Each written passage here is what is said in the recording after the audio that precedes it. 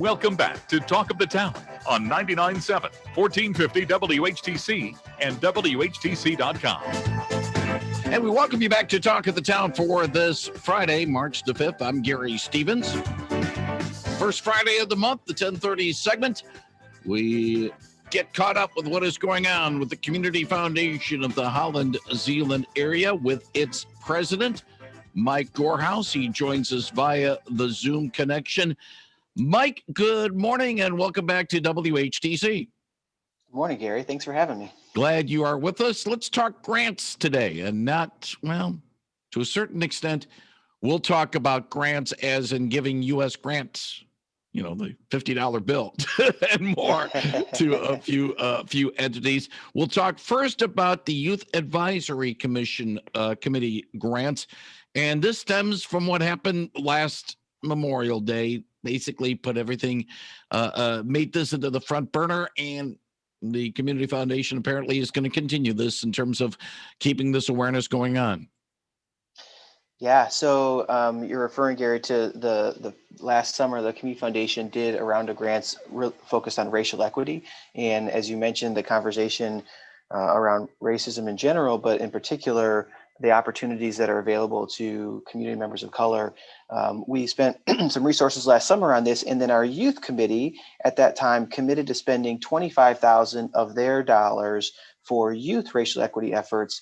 And so they ran a process this fall where they invited nonprofits to apply for that $25,000 if they have projects or programs that were specifically going to be targeting young people of color, and to help work against the implicit bias that we have, but also really towards equity. And let me just take a second before I talk about the programs they funded.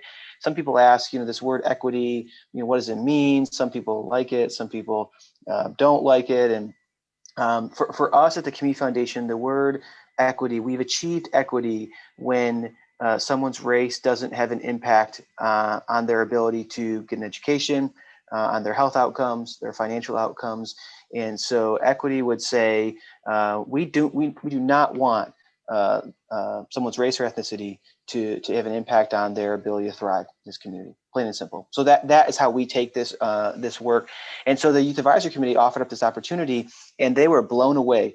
They had requests for $160,000 for the $25,000 that they had set aside for the program.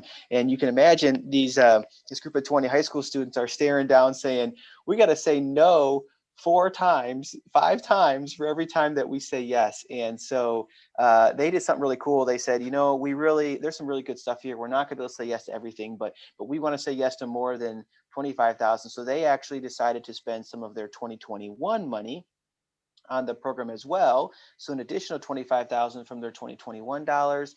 That got them to 50. There was a couple grants they really wanted to do. So they actually came to the adult board and said, hey, we've already said no to a bunch, but there's a couple here we'd like to do. Would you be willing to kick in $10,000 to get us to 60? So in the end, $60,000 went out to 7 organizations. There were many more good ideas and projects, but there's a limited amount of resources. So really, really cool work though, and some really neat things. I'm not going to go through line by line of every single one, but I'll give you a few examples, and for folks listening, they can get a sense of the things we're talking about here. So one example is working with Hope College, and Hope College is producing a literacy workshop for elementary and middle school students of color, where it'll be a group read project, but then they're going to work with professionals to create their own literary or some sort of artistic project to celebrate their culture and their identity. So kind of working on literacy while also helping those young people celebrate their backgrounds and their culture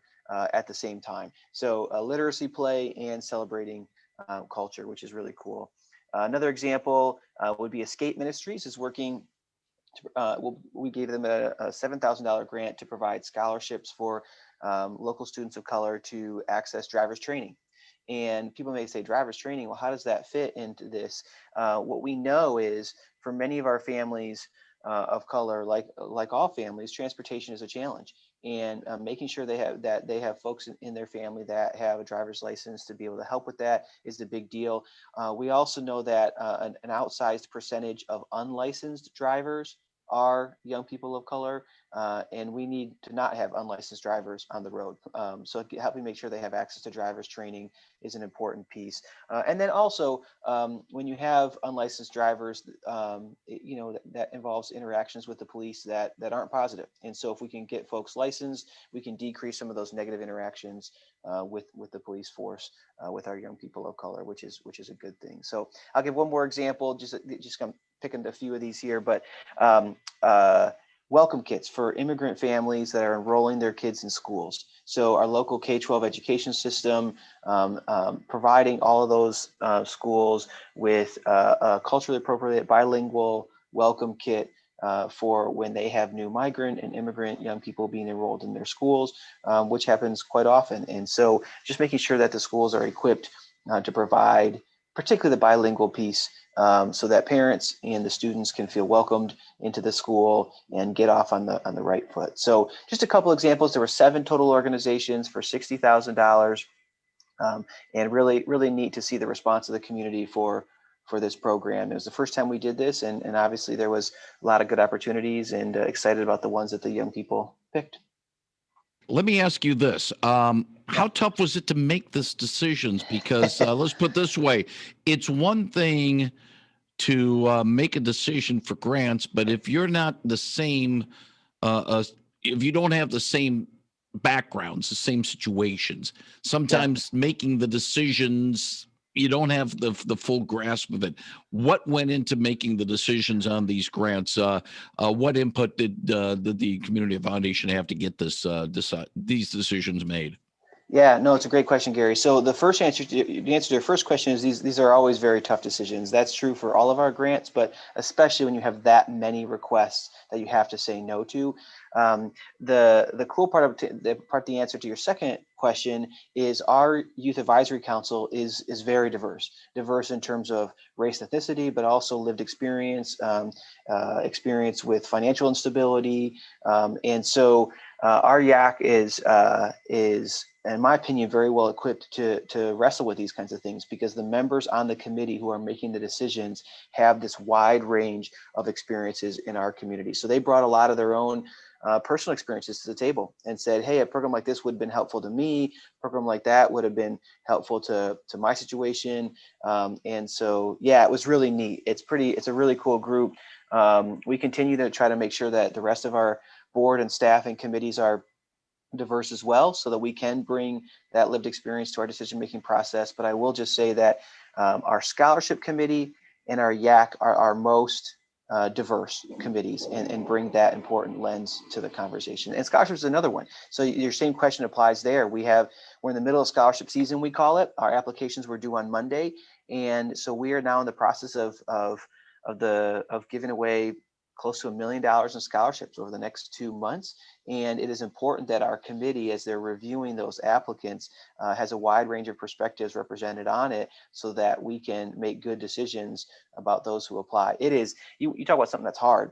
The YAC had a hard decision, but the scholarship ones is really hard. We've got some amazing young people in our community, and you just want to give them all the scholarships. You read what they're up to and how they've succeeded and the things they're involved in, and you got people that are working and doing, extracurriculars and getting 4.0s and dealing with stuff and, COVID and all this stuff. And you just think, wow, how resilient are some of these young people? So the scholarship committee's got their hands full too, but we'll talk about that in a couple months. Yeah, we'll talk about that. One other thing, and then we'll move on.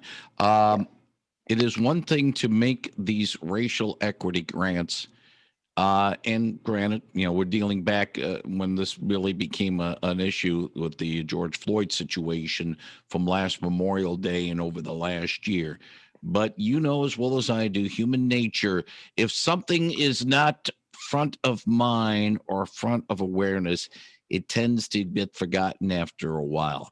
How will the Community Foundation sort of keep the momentum going on these racial equity grants, so that we're not going into 2024 or so, and if there's nothing going on since last year till then, people, sort of forget all about it, and sort of, out of sight, out of mind?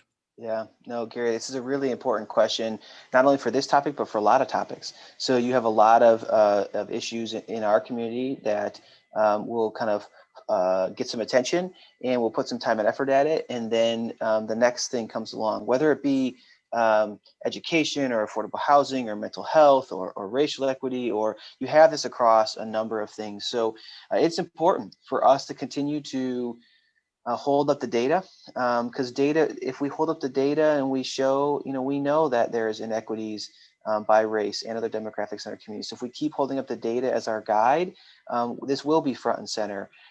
Same thing with mental health, right? I brought up as an example, mental health should not be waning in our forefront of our minds as a priority, because the data, if we look at it, won't let it wane. And so I think holding up the data is really important. It's important to stay disciplined. Because you're right, us humans can flitter from one topic to another very quickly.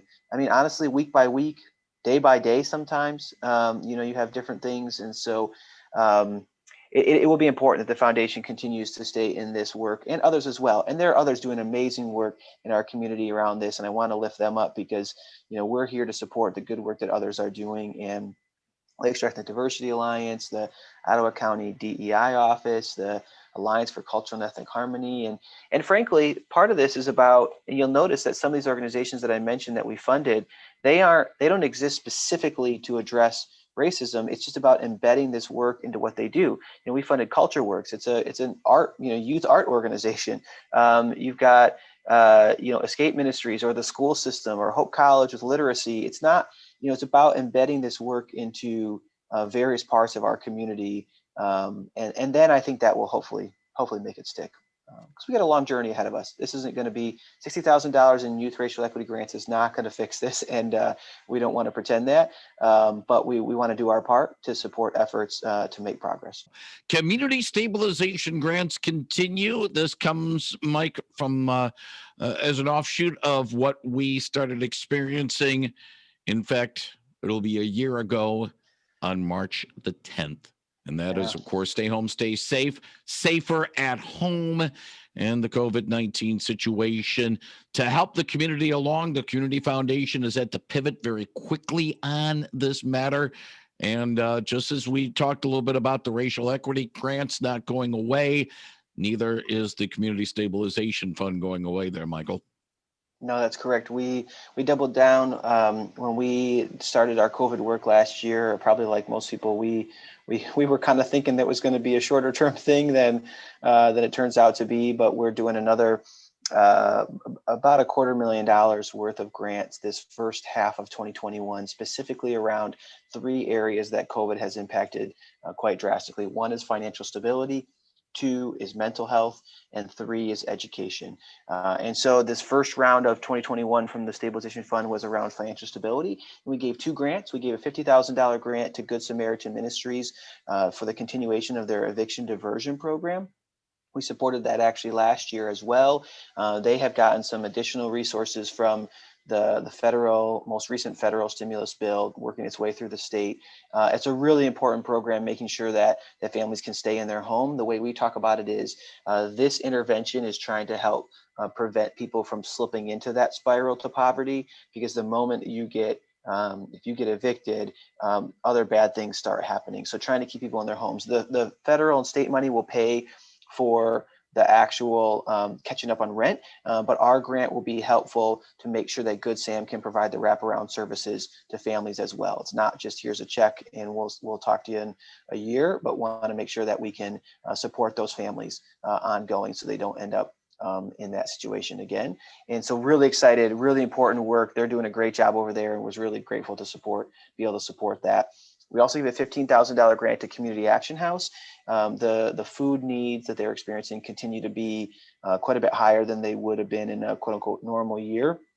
And so they had an opportunity to actually capture more local food. So basically when local grocery stores and restaurants and others have food that they're not going to be able to use, the Community Action House had the ability to add a few of those to their route to capture that food and then integrate it into the food pantry. But they needed some cold storage and a cold storage truck to be able to get that fresh food from the supermarkets. And so we were able to give a $15,000 grant to help make that possible. And we're talking about we're not talking about a few heads of lettuce here. We're talking about thousands of pounds of food every week that will be able to go through Community Action House to members of our community for this. And that's a really cool deal. And just grateful that both our local supermarkets are willing to participate, and that Community Action House is able to step up and get access to that food for our community members.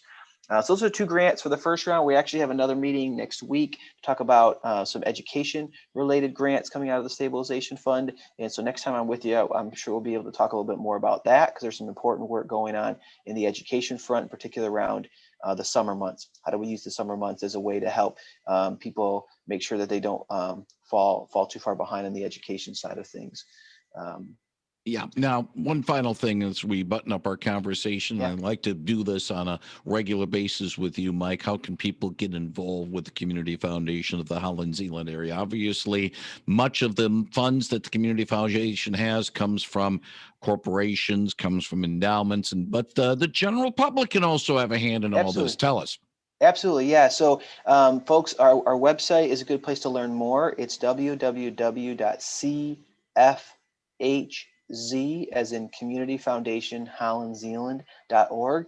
There's also opportunity if you want to give financially on the website. You can give to the stabilization fund if you'd like your dollars to go out now as part of this COVID response. You can also give to what we call our community's endowment, which is our kind of bread and butter core work. That endowment is what's producing the resources for us to make a difference in the community.